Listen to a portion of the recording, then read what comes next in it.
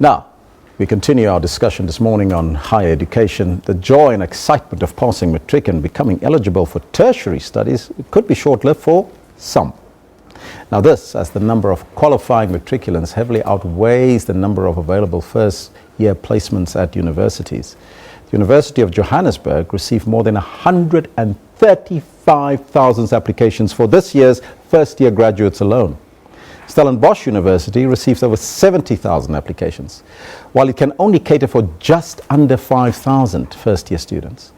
Meanwhile, there's a possibility that fees must fall protests might flare up again.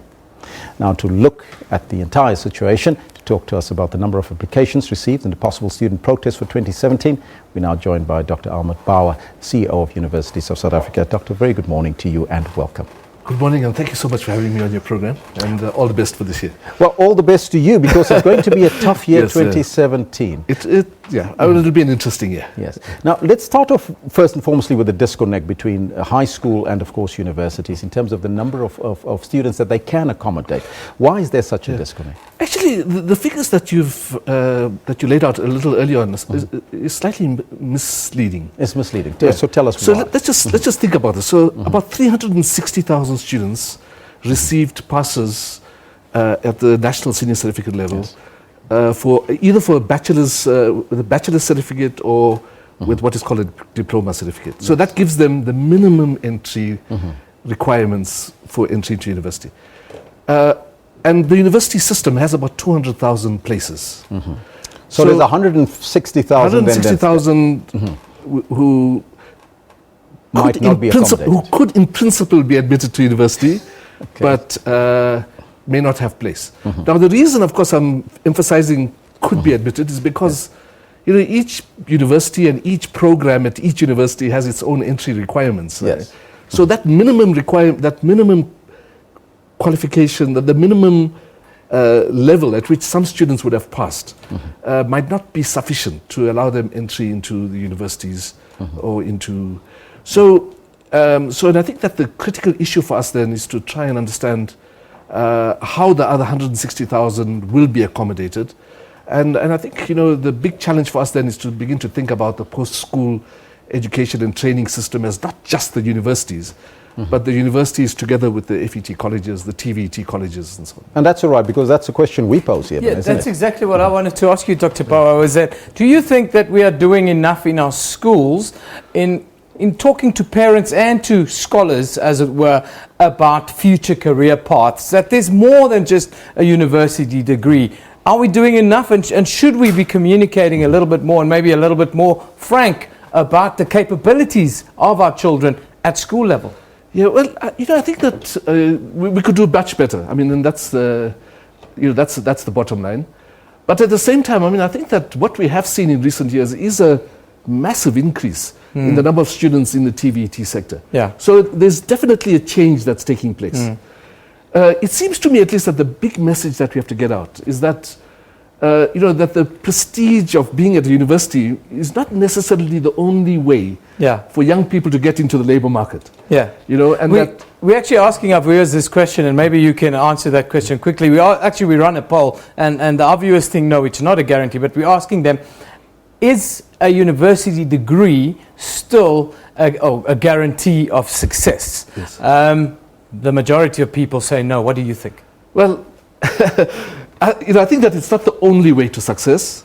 But what is, of course, clear from the statistics that we have, and in particular from Stats SA, is that the unemployment rate of graduates is considerably lower than the unemployment rate of young people who do not have a university qualification. But Dr. Bawa, what are the alternatives for students that don't make it to university? Because people would think, if I don't get into university, it's all over for me. Yeah, look, I think there are 3 or 4 options, right? The one is certainly to look at the fantastic opportunities that are available at the TVET sector. I mean, so, universities don't offer programs on boiler making and, electricians and technicians and so on.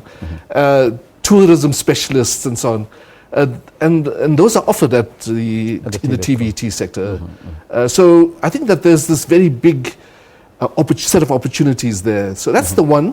The second is that there are other colleges that are available. There's the agriculture colleges, which again are extremely important.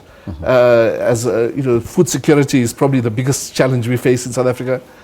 The other sector is the nursing colleges that are available, and so on. And of course, there's also the private sector colleges that are available.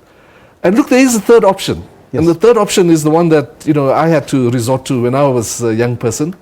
And that was to get into the labor market, to begin working in a fairly low-paying job, and then to study through UNISA, and to pick up courses through UNISA. And we mentioned that earlier on. It's maybe starting off with something, even volunteering your services in order to gain that experience before you get into the workplace, and then of course take that next step. But if you had to give advice to a young student out there that didn't get into university and is now in a TVET college, what are the opportunities there? Because we have an NDP, a plan that is built on infrastructure, that we need all those tradesmen for this particular country. Correct. And those are areas in which we are desperately underproducing. So, if young people are thinking not just about their interests, but also about what will give them an entry into the labor market, then they have to look at those options. I had a brain surgeon once telling me he would rather become a plumber because the plumber is charging more per hour than the brain surgeon.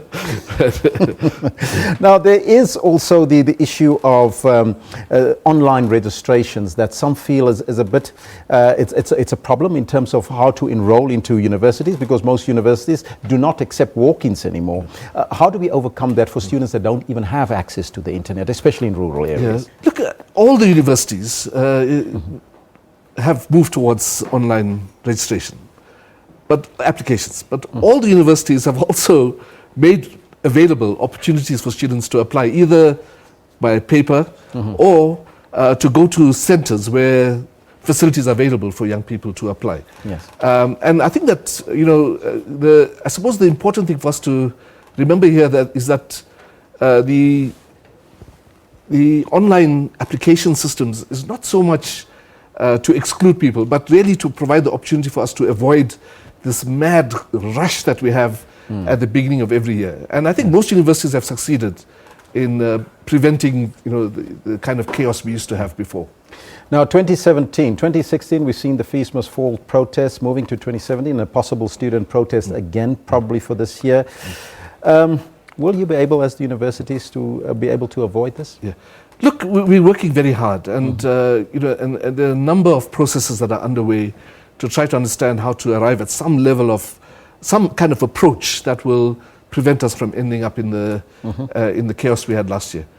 One of those, of course, is this very interesting set of meetings that have been convened by the Nelson Mandela Foundation, led by the former Deputy Chief Justice Dikgang Moseneke, where we've been engaging, first of all, within the sector, and then with parents, and then with students, leaders of the Fees Must Fall campaign, and so on.